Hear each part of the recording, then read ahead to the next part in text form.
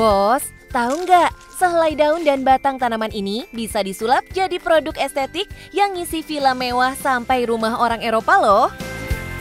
Cuannya ya jelas no play-play dong bos, incaran pasar global. Dari desa yang tenang, Sentolo, Yogyakarta, bisnis kerajinan ini sukses gayat konsumen mulai dari Belanda, Spanyol hingga Italia loh bos. Halo bos, dengan saya Liana, pemilik dari Mercia Natural Basket. Kami memproduksi banyak kerajinan tangan berbahan alam yang sudah terjual sampai ke mancanegara seperti Belanda, Spanyol, Italia, Portugal, dan banyak negara lainnya. Penasaran dengan cuan di bisnis handicraft? Ikutin terus di Cuan Bos!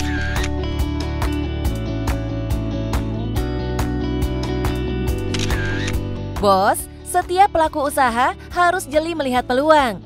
Begitu pula Liana yang melihat peluang cuan dari bisnisnya ini. Kita mulai ngelihat nih, kok sekarang malah orang-orang di luar negeri mulai menghias rumah pakai produk-produk alam. Terus kita mulai mencoba buat basket, buat keranjang, buat wall decor gitu. Dimulai dengan di Bali karena kita mikirnya yang suka produk ini kan orang bule. Untuk orang lokal tuh bingung kan mau pakai produk alamnya sendiri itu pasti kurang menghargai. Di era sekarang, dekorasi berbahan alam bukan cuma estetika, tapi juga refleksi nilai dan gaya hidup. Bahkan, Liana menilai konsumennya kini mau punya rumah dengan nafas alam dan ada cerita di balik produknya. Setelah di Bali buka, ternyata memang bagus, minatnya banyak, terus villa-villa di sana juga banyak yang order. Kebetulan kita banyak dapat customer bule untuk diekspor. Rata-rata mereka ngambilnya itu berangkatnya dari Jepara. Setelah itu kita mulai mikir lebih baik kita buat di Jogja aja nih untuk showroomnya gitu, supaya mereka kalau untuk pengiriman barang logistiknya lebih murah. Keputusan memindahkan showroom ke Jogja pun jadi langkah strategis bos. Dari sini Liana mulai fokus mengembangkan produk keranjang dan wall decor secara serius. Dan kunci suksesnya ada pada kolaborasi dengan pengrajin lokal yang paham teknik anyaman.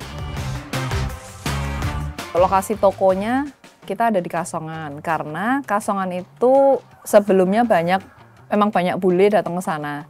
Tapi untuk carinya gerabah. Untuk workshopnya di sini karena bahan bakunya itu yang terutama ini pohon gebang banyak banget di daerah sini. Kasongan memang terkenal sebagai sentra kerajinan di Yogyakarta bos.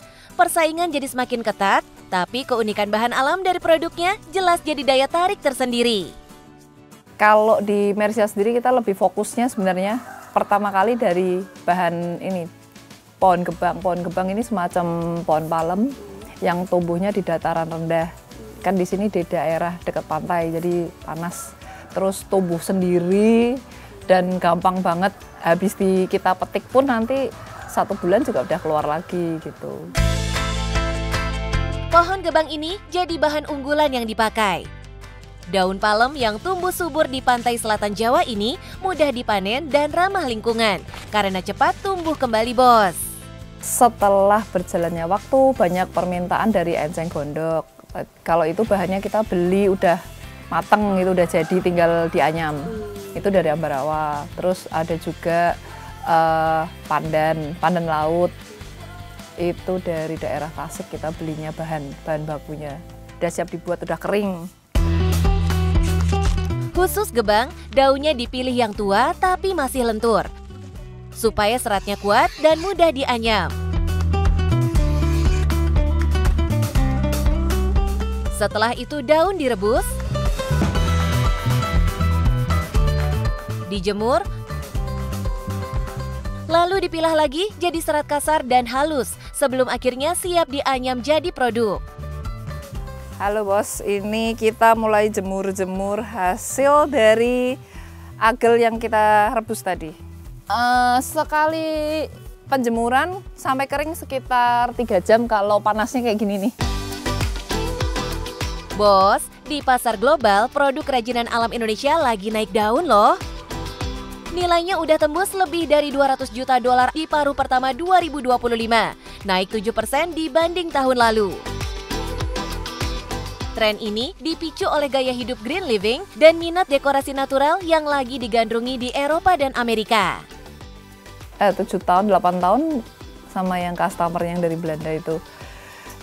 Mereka kebetulan udah cocok dengan kita, terus mereka percaya banget. Setiap kali mereka mau create produk baru juga mereka kirim gambar, terus kita buatin sampel. Kepercayaan pelanggan jangka panjang itu emas, bos. Dalam bisnis ekspor, menjaga loyalitas jauh lebih sulit dan mahal dibanding cari order baru. Apalagi pembeli luar negeri hanya mau deal dengan produsen yang terbukti konsisten. Jaga kualitas sih pasti kita dari awal, dari pemilihan bahan, terus penjemuran pada waktu finishing itu juga penting banget. Karena pada waktu jemurannya kalau kurang kering, proses berangkat naik di kontainernya kan lama tuh perjalanannya, itu bisa lembab berjamur seperti itu.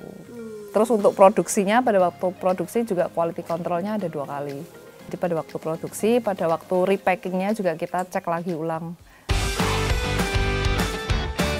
Selain kualitas, era digital juga jadi jembatan Mercia menembus pasar dunia. Instagram dan katalog online sekarang jadi pintu pertama bisnis ini bisa dilirik buyer luar. Dari order kecil, berlanjut jadi repeat order. Itulah cara kepercayaan dibangun di era ekspor digital. Rata-rata kita dapat itu terakhir ini kebanyakan dari Instagram sih. Mereka kontak kita dari Instagram, terus minta kita kirim price list. Terus beberapa juga kita browsing dari di Instagram juga, cek-cek yang sepertinya company-company yang menjual produk handicraft, kita kirimin nih katalog-katalog kita gitu. Bos, pasar Mercia Natural Baskets paling kuat ada di negara-negara pantai. Dari Italia, Guatemala, Jamaika, Portugal, sampai Brazil. Semuanya punya kebutuhan sama, yaitu dekorasi natural yang selaras dengan gaya hidup tropis dan budaya pantai. Kita sih rata-rata sekitar 1-2 kontainer 1 bulan. Lokal kebetulan sekarang malah baru bagus lagi karena banyak yang buat villa, hotel dengan tema tropis, bohemian style gitu. Jadi kita lebih sekarang malah hidup lagi karena menutup kebutuhan mereka itu. Dan gak cuma ekspor, pasar lokal juga mulai ikut ramai. Inilah bukti bahwa produk kerajinan berbahan alam punya daya tarik tanpa batas. Bos, masuk ke dapurnya Mercia Natural Baskets, produksinya nggak sampai ribuan unit per bulan. Tapi justru disitulah letak nilainya. Produk ini bukan barang pabrikan massal, tapi handmade dengan detail tinggi dan kualitas premium. Untuk produksinya juga kita nggak sampai sebanyak itu kan. Mungkin kalau dalam sebulan untuk lokal ya bisa 500 pieces lah sekitar itu. Kalau yang kita produksi paling murah tuh ada coaster untuk tataan gelas, itu jualnya 8.000, 12.000 gitu. Terus yang paling mahal ada sofa, cermin rotan 2 meter, terus ada lemari rotan juga yang kita buat yang full rotan itu juga cukup mahal. Harganya di atas 1 juta. Kalau di rata-rata, satu kontainer berisi ratusan produk dengan rentang harga belasan ribu sampai jutaan rupiah.